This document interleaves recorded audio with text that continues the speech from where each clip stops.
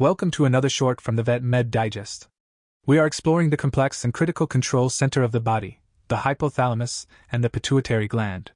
The hypothalamus acts as the chief regulator, governing almost all pituitary secretion through hormonal signals and nerve pathways. This regulation includes the hypothalamic pituitary adrenal axis, a vital system controlling the production of glucocorticoid hormones in response to stress and fasting. During fasting, low leptin levels activate hypothalamic agouti-related peptide neurons, which drive the surge in stress hormones.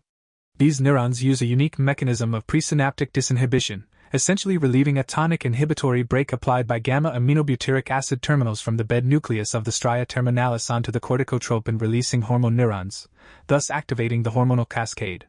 When this sophisticated system fails, endocrine diseases arise.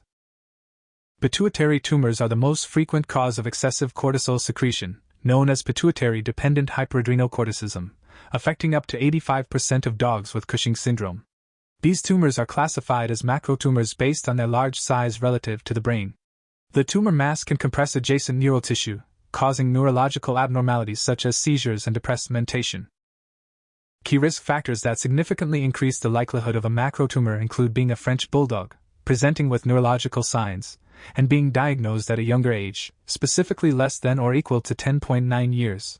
Another important pituitary disorder is acromegaly, marked by elevated growth hormone secretion.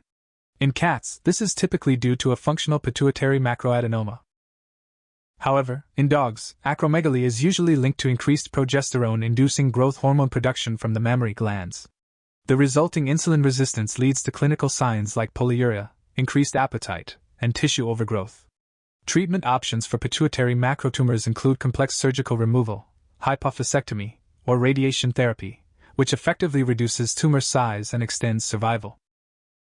Definitive radiation protocols are associated with significantly longer survival times than palliative ones.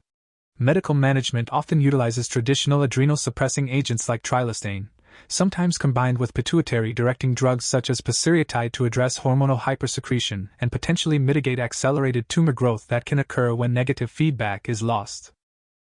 Furthermore, hypercortisolism itself can suppress the hypothalamic pituitary thyroid axis, sometimes leading to central hypothyroidism even without a large visible mass.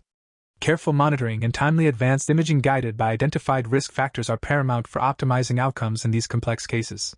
Thank you for listening. The link for the full podcast is below. Remember to like, share, and subscribe if you enjoy this kind of material. From Vet Med Digest, where we keep minds inspired, hearts light, and tails wagging.